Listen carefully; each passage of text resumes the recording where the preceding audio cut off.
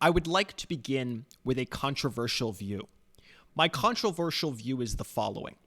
I think, number one, that the Holocaust happened. I think, number two, that the Holocaust was bad. And I think, number three, that we should be able to say both of those things in the context of public schools. Unfortunately for me, and unfortunately for people who agree with my controversial position, this is something that is a genuine question in Texas right now. Southlake school leader tells teachers to balance Holocaust books with opposing views. This is happening in Texas right now. A top administrator with the Carroll Independent School District in Southlake advised teachers last week that if they have a book about the Holocaust in their classrooms, they should also offer students access to a book of opposing perspective, according to an audio recording obtained to NBC News. Okay. This is insane. They say the following. Just try to remember the concepts of 3979, House Bill 3979, which was passed by Governor of Texas, Greg Abbott. Okay? Let's be very clear. This is Republican shit. Okay? Democrats don't do this. Okay? Democrats don't do this at all. This is Republican shit. Because of course it's Republican shit. Okay? And make sure that if you have a book on the Holocaust, Petty continued, that you have one that has an opposing view, that has other perspectives. How do you oppose the Holocaust? One teacher said in response. Believe me, Petty said, that's come up. There are people who are genuinely having the conversation in America in 2021, not only of whether or not the Holocaust happened, but of whether or not it was a good thing. I am astounded. And this kind of both sides nonsense is insane. Here's the problem. We're going to look at a rubric, right, of all of the ways that they think about now. They have to think about, like, how can I have a book in my classroom without triggering the very, very fragile egos of these insane far-right parents? Like, what can I do to make sure that these kids are actually learning stuff, okay, but also that we don't say things that are extraordinarily controversial, like, slavery happened and it was bad, or things that are extraordinarily controversial, like the Holocaust happened and it was bad, right? Like, how, okay. Here's my problem. I made a list. I should show you my list. I made a list. This is my list of books that I'm concerned might become illegal in Texas to be shown in public schools. Okay, this is my list of ideas of books that might become literally, okay, prosecutably wrong, okay, for you to show in the context of American schools, okay? We have a ban list. We're creating a ban list, okay? 1984 shit. Let's just, like, fucking Fahrenheit 451 this shit. Let's just burn the books, okay? Let's make them illegal, okay? All of this nonsense is happening. So we'll get back to this, but let's just have a basic premise of a conversation. Let's have a zoom in for this conversation. Let me look directly at you. Okay, here's my conversation with you. Are you ready for my conversation? Okay. Allow me a moment of pause. That was my pause. Okay, here's my continuation after the pause.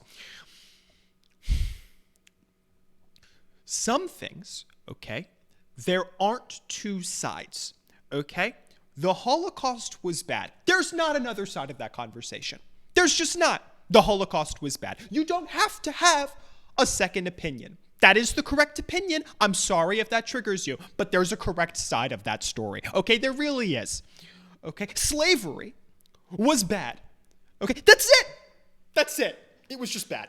There's no nuance here. Some things are nuanced, right? There are things where there's a need for, like, multiple perspectives. We have to think about, like, blah, blah, blah, blah, and also the right? But some things aren't, okay? I'm sorry. Some things are very simple. When you put a person in a gas chamber, that is wrong, okay? When you make a person a slave, that is wrong, okay? I'm sorry if that triggers Texas. I'm really sorry if Governor Greg Abbott disagrees with me, but he's wrong. He's wrong if he disagrees with me. And there's no nuance. There's no nuance. Okay? So let's look at this actual graph that is actually being used right now in Texas, okay, in the United States of America, okay? I am going to look at this and I'm just going to point out a list of books that I am genuinely concerned could become illegal based on this stupid, insane, okay, anti-First Amendment, okay, anti-free speech, anti-American law that has been passed by Greg Abbott. Okay. The first evaluation criteria, credibility. How does the author's perspective impact the content? Okay, perspective. Does the author represent perspectives other than a singular dominant narrative? Do other sources need to be paired with this to offer multiple perspectives? Does the author allow students to see themselves in the stories they hear, read, and view? Does the author allow students to see others who are different from themselves in the stories they hear, read, and view? Keep in mind, this is not a general thought process of like what makes a good book. No, this is legality. They are trying to ban books that don't fit this description, okay? The third one is appropriateness. Does this book engage in a variety of learners? Does the source contain trigger words or sensitive materials? Ooh, people complain about like the lefties getting triggered, okay? That shit is not lefty shit. That is right-wing nonsense, okay? Okay? Does the source contain trigger words or sensitive materials that should be adapted? Is the language used appropriate to the learner's age and instructional needs? How would the use of this book be perceived by all stakeholders? Now, here is my list. I will bring it up again. Here is my list. In terms of credibility, right? Does the author's perspective impact the content? Okay, Night, okay? Diary of a Young Girl, okay? Elie Wiesel, okay? Anne Frank, okay? They were both victims of the Holocaust. That makes them biased, okay? I think it's fair to say that if you are the victim of the Holocaust, you are biased opposed to the Holocaust, okay? You disagree with the Holocaust categorically because you are biased against it. Your credibility surely is in question now because you dare to oppose the Holocaust, because you lived through the Holocaust or didn't live through the Holocaust in the case of Anne Frank, right? And I can't imagine having to have a conversation with parents as a teacher in a school, in a public school in the United States of America in 2021, and having to explain to people why Anne Frank gets to be taught in this school because the credibility of Anne Frank is sacrificed because she dared to exist as a Jew in the context of Europe, in the context of the Holocaust, in the context of a Nazi regime. Okay? Second, perspective. Does the author represent perspectives other than the singular dominant narrative? Absolutely not. The Federalist Papers, okay? The founding fucking propaganda that created America. Alexander Hamilton, James Madison, John Jay, these are radical revolutionaries. These are people who are clearly dead set in creating a propagandistic piece against the crown of England. This is not fair and balanced TM, okay? This is not showing multiple perspectives. This is one perspective. The single, solitary perspective of America deserves to be a country of taxation and theft. Taxation without representation is theft, although admittedly also taxation is theft, but that's a different conversation. The point is, I can't imagine having to be a teacher in America, in the country founded by Alexander Hamilton, founded by James Madison, founded by John Jay, having to explain to people that, yes, in fact, I get to teach that. That, yes, in fact, that is worthy of being a component of our educational system in public schools in the United States of America in 2021. Appropriateness. This is about, there can't be mean words. Does the book engage in a variety of learners? Does the source contain trigger words or sensitive material that should be adapted? Is the language used appropriate to the learner's age and instructional needs? How would you use this book to perceive by all stakeholders? Okay, how about this? Okay, Mark Twain used the N-word in like all of his writing, like all of it, like genuinely all of it. Now, it was also with the explicit intention of arguing in opposition to slavery. That was literally the point, particularly of Huck Finn, but also of Tom Sawyer, right? The idea that we're not allowed to teach these books because, they have mean words.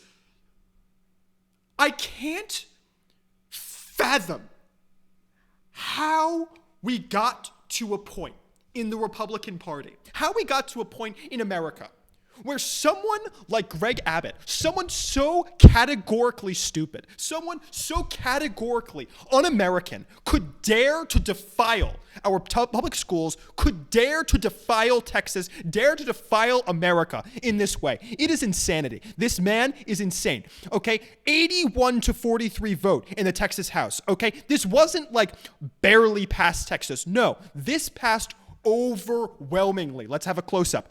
Overwhelmingly, the vast majority, almost 2/3 of the Texas State House voted in favor, okay, of making it potentially illegal to have a biased view in opposition to the Holocaust. And admittedly, they say, oh, no. In the case of the Holocaust, like, they say something at some point there in this article, they're like, we find it reprehensible for an educator to require a Holocaust denier to get equal treatment with the facts of history, Robinson said. That's absurd. It's worse than absurd, and this law does not require it. Okay, here's the problem, though. It potentially does. Okay? Because you didn't make anything specific, okay? If you want to go into schools, okay, and you want to ban books, if you want to go into schools and you want to ban a particular kind of education, a particular kind of necessary education, necessary learning, okay, you should come with the facts. You should come with an actual basis in reality, okay? And you're not, and that's a problem, okay? Get your shit together, okay? Because this stuff is insane, okay? Also, don't vote for him. Greg Abbott is terrible. Don't vote for Greg Abbott. If you live in Texas, okay, don't vote for Greg Abbott because Greg Abbott is bad. Greg Abbott is a terrible governor. Greg Abbott is an unacceptably stupid man. Bye.